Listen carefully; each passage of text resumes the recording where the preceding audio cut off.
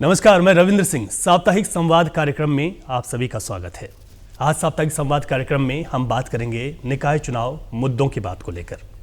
सबसे पहले हमारे आज स्टूडियो में मौजूद 3 खास मेहमान हैं, उनका तारुफ मैं करा देता हूं। हमारे साथ भारतीय जनता पार्टी से वरिष्ठ नेता विनय गोयल जी, बहुत स्वागत है आपका। हमारे साथ कांग्रेस से सूर्यकांत धस्माना जी हैं, प्रदेश उपाध्यक्ष हैं कांग्रेस के। नमस्कार। और हमारे साथ अरुण शर्मा जी, वरिष्ठ पत्रकार, भी स्टूडियो में मौजूद। नमस्कार। तीनों खास मेहमानों से हम बातचीत करेंगे निकाय चुनाव मुद्दों की बात को लेकर। निकाय चुनाव का रण इस वक्त पूरी तरीके से सजा हुआ है और अब चुनाव की जो मतदान की तारीख है वो बेहद करीब है। ऐसे में सभी पार्टियों के अपने अपने दावे हैं और हर कोई चुनाव मुद्दों पर होता है, लेकिन जब निकाय चुनाव की बात की जाए तो वहाँ पर स्थानीय मुद्दे बेहद महत्वपूर्ण हो जाते हैं। शुरुआत करते हैं विनय गोयल जी आपसे। सर, अगर बात की जाए तो इन निकाय चुनाव में आपकी पार्टी किन मुद्दों को लेकर जनता के बीच जा रही है, किस पर आप कह रहे हैं कि हमें वोट दीजिए? देखिए, भारतीय जनता पार्टी का बूथ से लेकर और राष्ट्र तक एक ही संदेश है और एक ही ध्येय है, सबका साथ, सबका विकास, सबका विश्वास, और उसके लिए सबका प्रयास।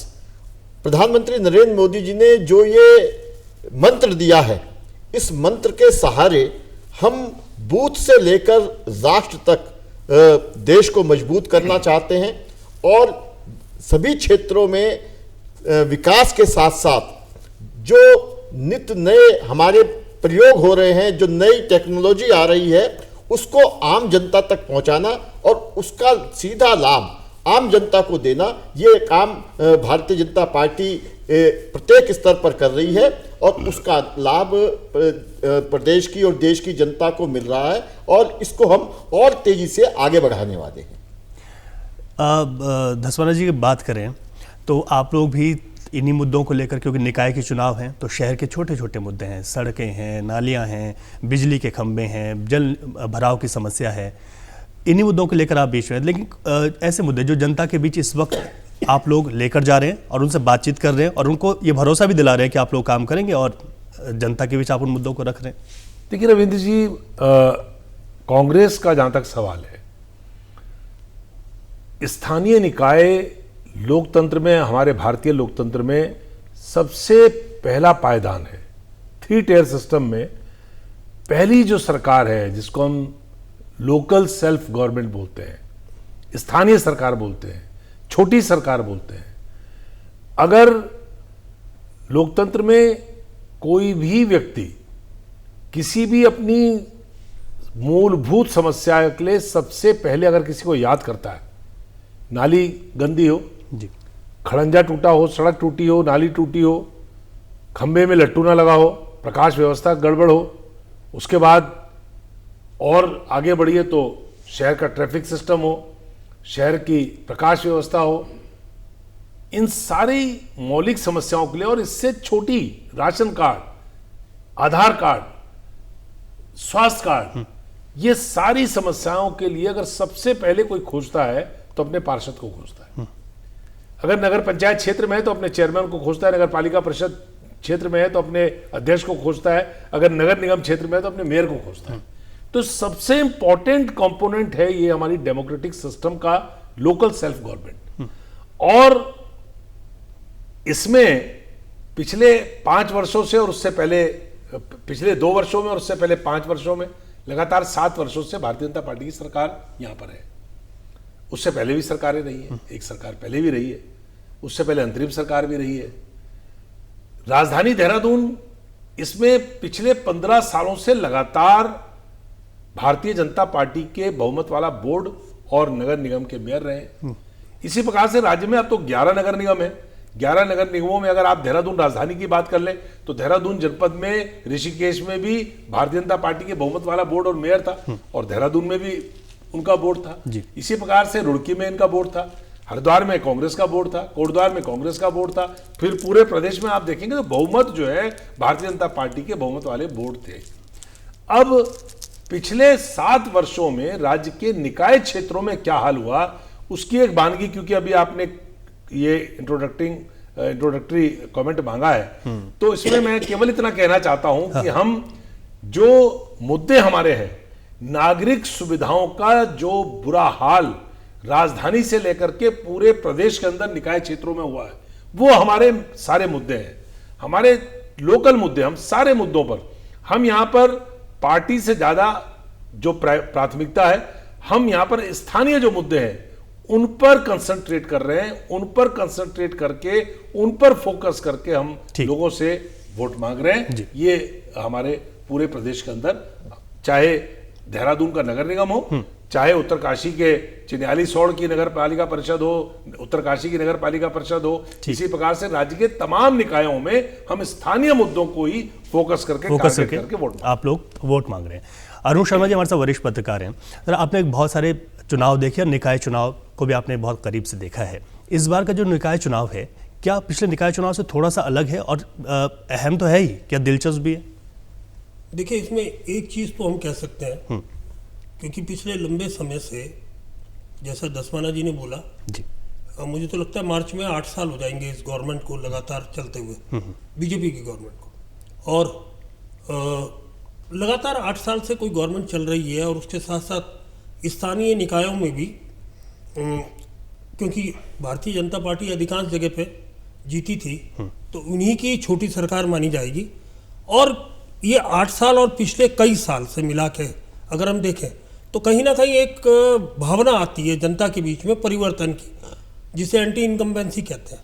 लेकिन मुझे ये भी लगता है कि भारतीय जनता पार्टी इस भावना को कहीं ना कहीं अपने संगठन के बलबूते पर, क्योंकि भाजपा का जो संगठन है वो हमेशा चुनाव की तैयारी में रहता है, एक चुनाव खत्म नहीं होता वो दूसरे की तैयारी में लग जाते हैं। और ये इसके परिणाम जगह जगह पूरे देश में हमारे सामने आए हैं कि जहां सर्वे में उनको हारावा दिखाया था और बाद में रिजल्ट उनके पक्ष में आया, उसमें हालांकि कांग्रेस ने बहुत सारी बातें भी बोली, लेकिन मुझे ये लगता है कि कहीं ना कहीं भारतीय जनता पार्टी स्थानीय निकाय चुनाव में जो स्थानीय मुद्दे हैं उन पर निश्चित तौर पर कांग्रेस, अगर हम बात करें तो कांग्रेस ज़्यादा बढ़त में है, क्योंकि कांग्रेस को सरकार की खामियां कमियां गिनाने का मौका पूरी तरह मिल रहा है।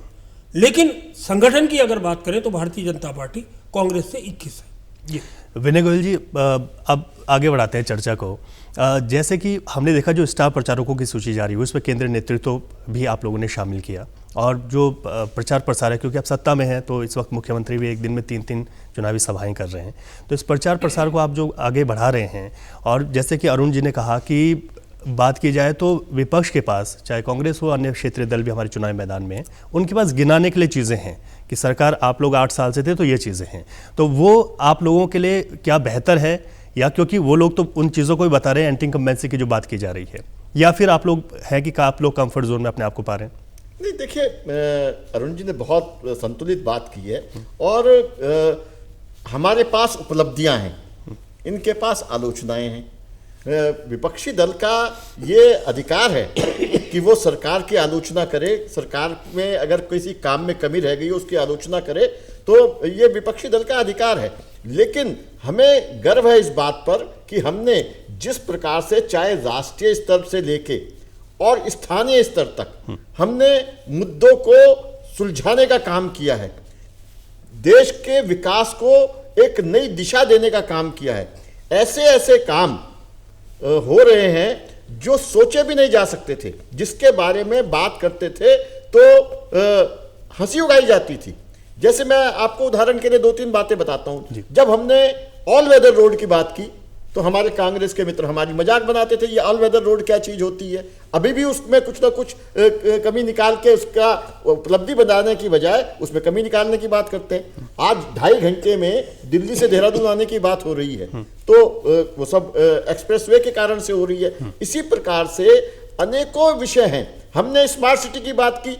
अब स्मार्ट सिटी अगर हम बनाएंगे तो निश्चित रूप से, जब अगर हम एक अपने घर का भी निर्माण करते हैं तो उसमें हमें अपने घर में भी कुछ प्रसव पीड़ा जैसी झेलनी पड़ती है। तो आज अगर आप देखें तो जिस प्रकार से क्या कभी हम सोच सकते थे कि देहरादून का राजपुर रोड बिजली के जो साइड में खंबे लगे हुए थे उनसे मुक्त हो जाएगा। आज हमारे जो अंडरग्राउंड विद्युत व्यवस्था की गई है और वो धीरे धीरे पूरे क्षेत्रों में होने जा रही है। तो ये एक नए युग की शुरुआत है और जिस प्रकार की संरचनाएं खड़ी की जा रही हैं, अभी आप देख रहे हैं कि किस प्रकार से यहाँ ग्रीन बिल्डिंग बनने वाली है, जिसमें सारे ऑफिसेज एक तरफ आ जाएंगे। अगर आप यहाँ से ही थोड़ी दूर जाएं तो देखिए कितना भव्य जो यहाँ का जिला न्यायालय बना है। ऐसा लगता है जैसे हाई कोर्ट जैसा। मतलब मुझे तो लगता है कि हाई कोर्ट भी वर्तमान में, क्योंकि वो पुरानी संरचनाओं के आधार पर बनी है, तो हाई कोर्ट से भी ज्यादा सुंदर हमारी देहरादून का न्यायालय बना है। तो इस प्रकार की संरचनाएं अगर बन रही हैं, और आज कोई भी व्यक्ति देख लीजिए जो चाहे व्यापार करने देहरादून में आया हो, चाहे वो पढ़ने देहरादून में आया हो, चाहे किसी रिश्तेदारी में देहरादून में आया हो, तो उसका मन ये करता है कि मैं देहरादून में निवास करूं। तो मुझे लगता है कि जो विकास की गंगा हमने राष्ट्रीय स्तर से लेकर स्थानीय स्तर पर बहाई है, उसका यही परिणाम है कि हमें लगातार पहली बार से अधिक जन समर्थन मिल रहा है, और इस बार भी वही होने वाला है। ठीक है, सूर्यकांत धस्माना जी, सत्ता में बैठी पार्टी का ये कहना है कि हमारे पास संकल्प तो है ही, साथ ही साथ उपलब्धियां भी हैं। जी निश्चित तौर पे इनके पास उपलब्धि है कि 5 साल पूरे देहरादून की जनता को जो खून के आंसू रुलाए, स्मार्ट सिटी के नाम पर पूरे देहरादून को खोद के रख दिया। और जब स्मार्ट सिटी का क्लोजर का, कि स्मार्ट सिटी का काम पूरा हो गया, अब उसमें कोई काम बाकी नहीं है, उसका जब घोषणा जिलाधिकारी देहरादून ने करी, उसके बाद मुझे पूरे देहरादून में 2 महीने तक गड्ढों में सड़क और सड़क में गड्ढे कार्यक्रम चलाना पड़ा, यह दिखाने के लिए कि जीएमएस रोड हो, हरिद्वार रोड हो, बाईपास हो, सरसधारा रोड हो, सुभाष रोड हो, ईसी रोड हो, देहरादून की सारी प्रमुख सड़कों के साथ साथ देहरादून की आंतरिक सड़कों का जो हाल था, बंजारावाला में जब मैं दून यूनिवर्सिटी, एक इतना बड़ा नाम है दून यूनिवर्सिटी का, और उस दून यूनिवर्सिटी में 1.5 किलोमीटर तक जब मैंने गड्ढे दिखाए, जब मैंने बंजारावाला के पूरे क्षेत्र में उस 60% धर्मपुर विधानसभा में जब मैंने गड्ढे दिखाए, कारगी से लेकर के मथुरावाला से लेकर के, और पूरे देहरादून के गड्ढे दिखाए, तो पता लगा कि स्मार्ट सिटी कैसी होती है। स्मार्ट सिटी का मतलब क्या होता है? केवल बोर्ड रंगीन कर देना स्मार्ट सिटी होता है क्या? स्मार्ट सिटी में आपने कहा कि हमने स्मार्ट सिटी बनाई है, स्मार्ट सिटी का मतलब होता है आपका हॉस्पिटल भी स्मार्ट हो। स्मार्ट सिटी का मतलब होता है कि आपका ट्रैफिक सिस्टम, आपको मालूम है देहरादून की 70% ट्रैफिक लाइट्स काम नहीं करती, जिसके कारण चाहे सुबह हो, चाहे दोपहर हो, चाहे शाम को हो, देहरादून पूरे दिन जाम से हलकान रहता है। देहरादून की स्थिति है। और आपको मैं माफ करिए बताना चाहता हूं, अभी ज्यादा दिन नहीं बीते हैं, अभी पिछले महीने जिस प्रकार से 6 जवान बच्चों की 18 साल, 20 साल, 22 साल, 24 साल, जिस प्रकार से भयंकर रोड एक्सीडेंट में शहर के बीचों बीच ओएनजीसी के और कोलागढ़ रोड के चौराहे पर उनका एक्सीडेंट से मौत हुई, हमारा रोंगटा, सारे शरीर के रोंगटे खड़े हो गए उनकी लाशें देख करके। इस प्रकार से देहरादून के अंदर आप स्मार्ट सिटी कह रहे हो, तो स्मार्ट पुलिस कहाँ है आपकी? आपका ट्रैफिक सिस्टम कहाँ है आपकी? पूरे शहर के अंदर अगर आप चले जाएं, आप पूरे घंटा करके आप आसपास के इलाके में चले जाइए। मैं आपको इन्वाइट कर रहा हूं कि आप अपनी टीम लेकर के जाइए, देहरादून के लूनिया मोहल्ले में घुस जाइए, आप मच्छी बाजार में घुस जाइए, आप पलटन बाजार में घुस जाइए, आप सारे आंतरिक सड़कों में, चुक्खू वाले में घुस जाइए, सारी सड़कें ध्वस्त पड़ी हुई है, नालियां ध्वस्त पड़ी हुई है। एक स्मार्ट सिटी में आप ड्रेनेज सिस्टम, ड्रेनेज प्लान आप देहरादून को नहीं दे पाए। मतलब आपने हजारों करोड़ रुपया खर्च करके और देहरादून की जल निकासी का प्रबंध नहीं कर पाए। 15 जून से लेकर के और अक्टूबर पहले सप्ताह तक देहरादून में बरसात होती है, सबको मालूम है। लेकिन इस बार बरसात में 4 महीने जो जलमग्न पूरा देहरादून हुआ, गोयल साहब भी यहीं पैदा हुए, मैं भी यहीं पैदा हुआ, ये ऋषिकेश से आकर के यहीं देहरादून में काम कर रहे हैं। देहरादून में चुक्कू मोहल्ला, खुड़बुड़ा मोहल्ला और पटेल नगर ऐसे मोहल्ले हैं जिसमें 3-3 फुट की गलियां हैं, लेकिन कभी जल भराव नहीं हुआ जनाब, कभी जल भराव नहीं हुआ। लेकिन जैसे स्मार्ट सिटी में घंटा घर में खड़े होकर के मुझे लाइव करना पड़ा जब वहां पर नहर बह रही थी। जैसे गोयल जी ने कहा कि जब प्रसव पीड़ा है तो पीड़ा तो होगी, प्रसव पीड़ा अगर लेबर रूम में हो तो उसको प्रसव पीड़ा कहते हैं। बच्चा होने के 6 महीने बाद अगर प्रसव पीड़ा हो रही है, इसका मतलब आपके शरीर में खराबी आ गई है। देहरादून में स्मार्ट सिटी का काम 5 साल चलने के बाद अगर डीएम कह रही है कि काम पूरा हो चुका है और उसके बाद देहरादून के अंदर जल भराव हो, अगर देहरादून के अंदर 2-2 फुट के गड्ढे हो, आप मेरे साथ आज चलिए। ठीक है, प्रत्यक्षम किम प्रमाणम, आप चलिए। अभी मैं आपको घुमा दूंगा उन इलाकों में जहां पर आपको 1.5-2 फुट के गड्ढे दिखाई देंगे। मैं ये बात ये माफी के साथ इसलिए कह रहा हूं कि आप ट्रिपल इंजन की सरकार कह रहे हैं, सबका साथ सबका विकास, बहुत अच्छा लगता है, हमको भी अच्छा लगता है, ऐसा नहीं है कि हमको खराब लगता है। सबका साथ होना चाहिए, देश में सब लोग बराबर है, सबका विकास भी होना चाहिए। लेकिन आपने ट्रिपल इंजन होने के बाद आप ऑल वेदर रोड की बात कह रहे हैं, रिकॉर्ड टूट गया साहब एक्सीडेंट्स का। चलिए, आप एक्सीडेंट्स पहाड़ों में मैं माफी के साथ कह रहा हूं जी, आपको। जी। निकाय की बात आपने करी है, निकाय से मैं उस पे ही कंसंट्रेट करके बात करना चाहता था। लेकिन आप जब ये आरोप लगा रहे हैं कि विपक्षी पार्टी को ऑल वेदर रोड में जितने एक्सीडेंट्स हुए हैं पिछले 2 सालों के आंकड़े उठा लीजिए, आपको राज्य बनने से लेकर के अब तक इतने एक्सीडेंट्स, और अभी जो परसों एक्सीडेंट हुआ आपको मालूम है? 1 मिनट, पौड़ी किस में आता है? नगर पालिका परिषद। और पौड़ी नगर पालिका परिषद में जो जिला हॉस्पिटल है उसमें टॉर्च से फर्स्ट एड देना पड़ा। ठीक है, अब मैं उसी का जवाब ले लेता फर्स्ट एड देना पड़ा। 38 लोग मर गए साहब अल्मोड़ा में, क्या बात कर रहे हैं आप? बिल्कुल 38 लोग मर गए, बिल्कुल। और उनको आप रेफर कर रहे हैं जब पीपीपी मोड के अस्पताल में उनको एम्स भेज दिया गया, वहां हल्द्वानी मेडिकल कॉलेज भेज दिया गया। और हल्द्वानी, 1 मिनट, लास्ट 1 सेकंड में कंक्लूड कर रहा हूं, हल्द्वानी मेडिकल कॉलेज से उनको एयरलिफ्ट करके एम्स लाया गया। 2 मौतें एम्स में हो गई, 36 से 38 मौतें हो गई। ये लोग रोज गाजर मूली की तरह जो उत्तराखंड में मर रहे हैं, ये नगर परिषदों, नगर पालिका और नगर निगम क्षेत्रों में जो जिला के अस्पताल हैं वो रेफरल सेंटर बन गए हैं। ठीक है, विनय गोयल जी, अब आप बताइए, इसको जवाब दीजिए आप। देखिए, मैं ये कह रहा हूं कि कांग्रेस का काम तो केवल आलोचना करना है। उनको जनता ने भी आलोचना करने का ही काम दिया है। भारतीय जनता पार्टी लगातार विकास के काम कर रही है, सारी समस्याओं का निराकरण कर रही है, जो अवस्थापना सुविधाएं उनका विकास कर रही है। और आप किसी भी कोने में चले जाइए, आपको अवस्थापना सुविधाओं का विकास सीधे सीधे सामने, अपनी आंखों के सामने दिखाई देगा। आप चाहे दून हॉस्पिटल की स्थिति देख लीजिए, चाहे आप जो हमारा पुलिस मुख्यालय होता है उसकी स्थिति देख लीजिए, सभी जगह जो अल्ट्रा मॉडर्न स्थितियां हैं वो स्थापित की जा रही हैं। और मुझे लगता है कि जो बात धस्माना जी ने कही है कि जिस प्रकार की दुर्घटनाएं होती हैं, दुर्घटनाओं के कारण हम सभी समझ सकते हैं कि किस प्रकार के माहौल में दुर्घटनाएं होती हैं और क्यों हुई।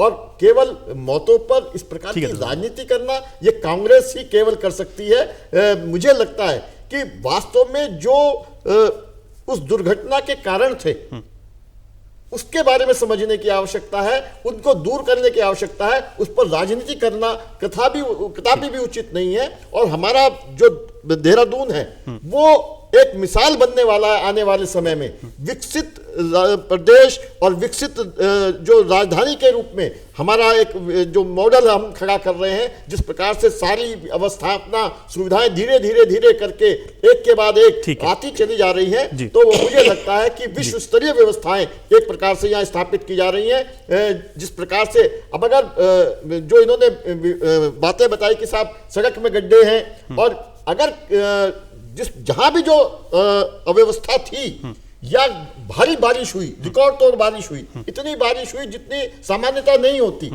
तो उसके कारण से अगर सड़कों में कोई कमी आई तो उसको तुरंत दूर किया गया। आपने अगर उसके ऊपर राजनीति करनी चाहिए, आपको तो केवल राजनीति करनी है, आपको तो वहां जाके दिखाना है कि साहब देखो यार सड़क टूटी हुई है। और जिस क्षेत्र के बारे में आप कह रहे हैं कि आपको शायद ये जानकारी होगी कि वो स्मार्ट सिटी का हिस्सा नहीं है।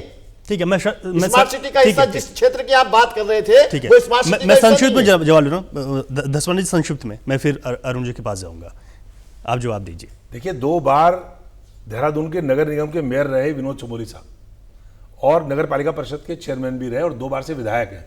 अगर धर्मपुर विधानसभा जो शहर के अंदर आती है, नगर निगम क्षेत्र में आती है, वो नगर अगर स्मार्ट सिटी क्षेत्र में नहीं था, क्या स्मार्ट सिटी में घंटाघर था? केवल घंटाघर को आपने स्विमिंग पूल बना दिया, जहाँ घंटाघर की टाइल्स देखिए जाकर के, हंसेगा कोई? जो आपने हाल घंटाघर का कर दिया, हार्ट ऑफ द सिटी है देहरादून, जीरो, देहरादून शुरू होता है घंटाघर से।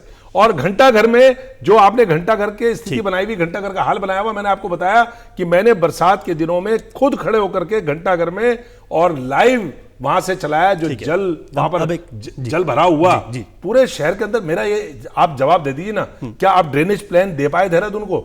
एक ईस्ट कनाल थी, एक वेस्ट कनाल थी, सड़कों के चौड़ीकरण के कारण दोनों अंडरग्राउंड हो गई।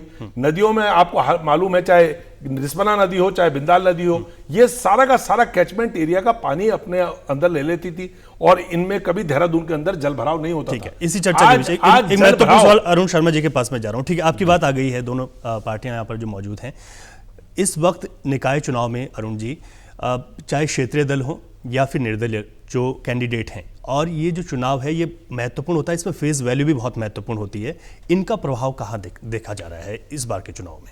देखिए, ये चुनाव बहुत महत्वपूर्ण होते हैं इसलिए कि जैसे दसवानंद जी ने बताया, या गोयल जी ने बताया कि छोटी छोटी चीज़ों के लिए जो जनता है वो डिपेंड करती है अपने पार्षद पे, सभासद पे, मेयर पे, अध्यक्ष पे, उन पर डिपेंड करती है।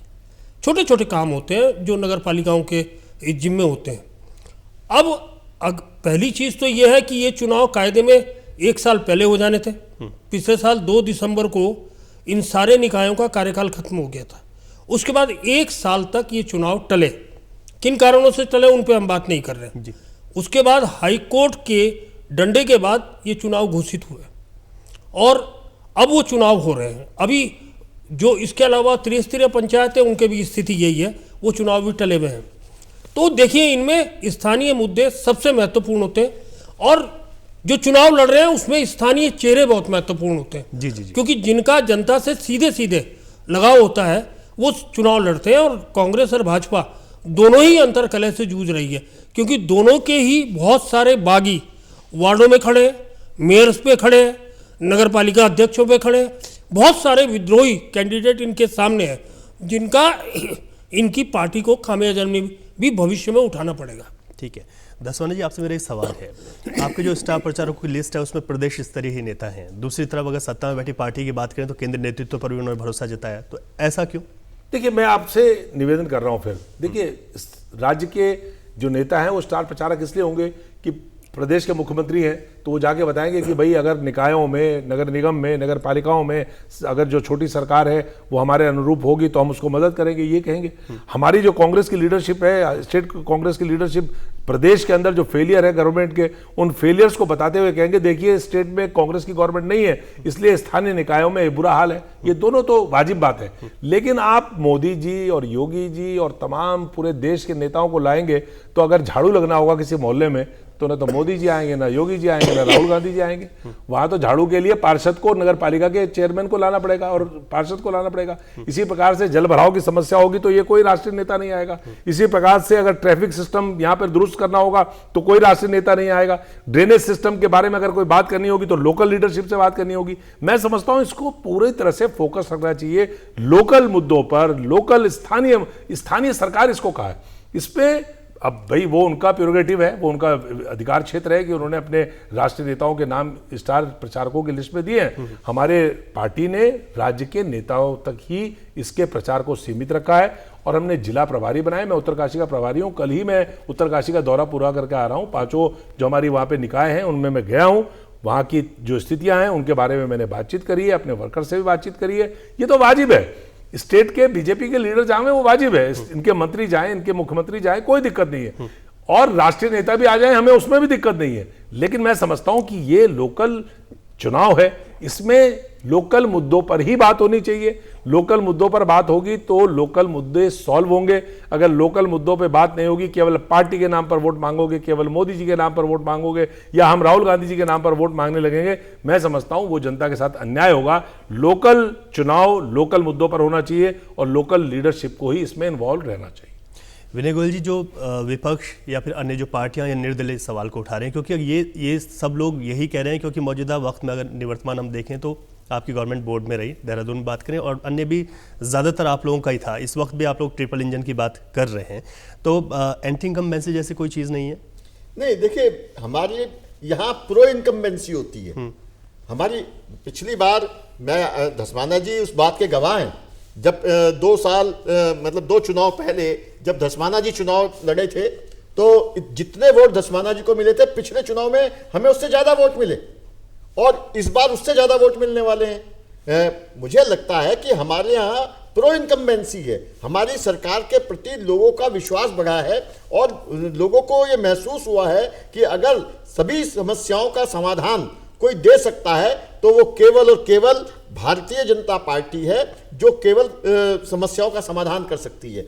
और हमने जिस प्रकार से लगातार अपने वोट शेयर में वृद्धि की है, पहले जब धस्माना जी चुनाव लड़े थे तब हमारा वोट शेयर 36% था, पिछले चुनाव में 46% था, इस बार हम 50% को से भी आगे क्रॉस करने वाले हैं। हमें जिसे लोकसभा में और विधानसभा के चुनाव में लगभग 60% वोट मिलता है पूरे उत्तराखंड में। तो मुझे लगता है कि हम उस तरफ स्थानीय निकाय में भी बढ़ रहे हैं, क्योंकि इसमें कैंडिडेट्स की संख्या थोड़ी ज्यादा रहती है स्थानीय स्तर पर, इसलिए लोकसभा और विधानसभा की तुलना में थोड़ा मतों में अंतर आ सकता है। लेकिन हम उस तरफ बढ़ रहे हैं, 36% से 46%, 46% से हम 50% इस बार क्रॉस करने वाले इन एनी केस। तो मुझे लगता है कि वो सिर्फ इसलिए है कि हम जो काम कहते हैं, काम कहते हैं वो करते हैं, और केवल आलोचना के लिए आलोचना, विरोध के लिए विरोध, ये काम हम नहीं करते। भारतीय जनता पार्टी ने एक अपनी विश्वसनीयता बनाई है, और धीरे धीरे करके कांग्रेस अविश्वसनीय होती जा रही है, जनता का विश्वास खोती जा रही है। और उसी के कारण से यह है कि अनेकों कांग्रेस के साथी बड़ी संख्या में कांग्रेस का साथ छोड़कर भारतीय जनता पार्टी में आ रहे हैं लगातार। मेरे साथ तो मैं चूंकि प्रवक्ता रहा, एक लंबी कांग्रेस की प्रवक्ताओं की टीम होती थी जिनके साथ में डिबेट करता था। आज उनमें से अधिकांश भारतीय जनता पार्टी के साथ हैं। तो ऐसे इनके छोटे स्तर के जो कार्यकर्ता हैं, जो समर्थक हैं, उनका भी यही है। तो भारतीय जनता पार्टी लेकिन ये है कि बनाई मुद्दों पर महत्वपूर्ण बात होनी चाहिए कि मुद्दे जो हैं लोगों के बीच उनको किस तरीके से पहुंचाया जा रहा है। अरुण शर्मा जी, मुद्दों की बात हुई, लेकिन बहुत सारे अगर हम अन्य मुद्दों की बात करें तो जो स्थानीय पे निर्दलीय हैं या बागी हैं, वो लोग भी अपने अपने मुद्दों को लेकर जनता के बीच में इस वक्त हैं। पार्टियों की अपनी अपनी बातें हैं, लेकिन एक मुद्दा बेहद अहम है, वो है बस्तियों का। और उन बस्तियों को लेकर इस बार भी पार्टियों ने इस बात को किया है कि नियमितीकरण, पुनर्स्थापना की, उनके पुनर्विकास की बात कर रहे हैं। ये कितना एक महत्वपूर्ण है और कितना प्रभावी रहेगा इस निकाय चुनाव में? देखिए, हमेशा बस्तियों वाला मुद्दा हम हर चुनाव में उठता है जी, और मुझे लगता है कि उस पर हाईकोर्ट ने भी एक डिसीजन दिया था अभी पिछले दिनों, जब यहाँ बस्तियों की पैमाइश करी गई थी देहरादून के अंदर, और कमोबेश जहाँ जहाँ नदियाँ हैं वहाँ ये स्थितियाँ, नदियों के किनारे वो अवैध बस्तियाँ बस्ती चली गई, और स्थानीय राजनीति के चलते उनके राशन कार्ड भी बन गए, उनके बिजली के कनेक्शन भी हो गए, आधार कार्ड भी बन गए, और तमाम उनको सुविधाएं मिलती चली गई।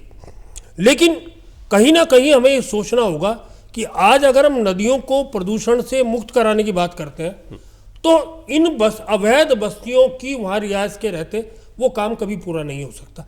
इसलिए इनके पुनर्वास की बात करनी होगी, और निश्चित तौर पर सरकार को इन बस्तियों की, जितनी भी अवैध बस्तियां हैं प्रदेश के अंदर, उनके पुनर्वास की बात करनी चाहिए, उनको दूसरी जगह शिफ्ट करना चाहिए, या प्रधानमंत्री आवास योजना के तहत उन्हें मकान बना के देने चाहिए, जिससे कम से कम वो नदियों को किनारा मुक्त हो सके हर तरह के प्रदूषण से। जी। अच्छा, इस बार के निकाय चुनाव अगर ये एक बात देखी जाए जो पिछले चुनाव से अलग है, तो उसे हम कैसे देख सकते हैं कि जनता के बीच किस तरीके का उत्साह है बना हुआ, क्योंकि एक साल बाद चुनाव हो रहे हैं। देखिए, जिन मुद्दों पर जनता चाहती है कि वो बात करें नेता जो उनके बीच, जनता बहुत उत्साहित है। हाँ। और ये हमें, अगर हम मोहल्लों में घूमते हैं तब पता लगता है कि सुबह 7 बजे हम सो के नहीं उठते, लेकिन उसके बाद वो प्रचार की गाड़ियां मोहल्ले में घूमने लग जाती हैं, उनके पीछे पीछे बच्चों की भीड़ या औरों की भीड़, और पूरे दिन वो तांता लगा रहता है। खासकर मोहल्लों में, मेन रोडों की बात नहीं करूंगा, मोहल्लों की बात करूंगा, वहाँ पूरा उत्साह है, और पूरी तरह ध्रुवीकरण हो रखा है, कैंडिडेट्स के हिसाब से ध्रुवीकरण हो रखा है वार्डों के अंदर, स्थानीय स्तर पे भी और ऊपर के स्तर पे भी, चाहे मेयर का हो या अध्यक्ष का हो, उनके स्तर पे ध्रुव। मैं एक छोटा सा उदाहरण दूं, ऋषिकेश में भारतीय जनता पार्टी और कांग्रेस दोनों ने स्थानीय निवासी को टिकट नहीं दिया, तो कांग्रेस से ही एक रिबेल खड़ा हो गया। आज पूरा का पूरा एक समाज जो उत्तराखंड का है वो उसके पीछे लामबंद हो गया, और एक अच्छी फाइट वहां देखने को मिलेगी, और मुझे तो कहीं ना कहीं लगता है कि कांग्रेस को बड़ा नुकसान उससे ऋषिकेश में होगा। लेकिन तमाम जगहों पर अगर देखें तो जो चुनाव है वो काफ़ी दिलचस्प हो गए हैं। वक्त इतना ही है, और मैं तमाम मेहमानों का शुक्रिया करना चाहूँगा। अरुण शर्मा जी आपका बहुत शुक्रिया, सूर्यकांत दसवानी जी आपका बहुत शुक्रिया, गोयल जी आपका बहुत शुक्रिया, बहुत धन्यवाद। साप्ताहिक चर्चा में आज हमने बात की निकाय चुनाव मुद्दों की बात पर। फिर साप्ताहिक संवाद में आपके साथ रूबरू होंगे एक नए विषय के साथ। तब तक के लिए इजाज़त दीजिए, नमस्कार।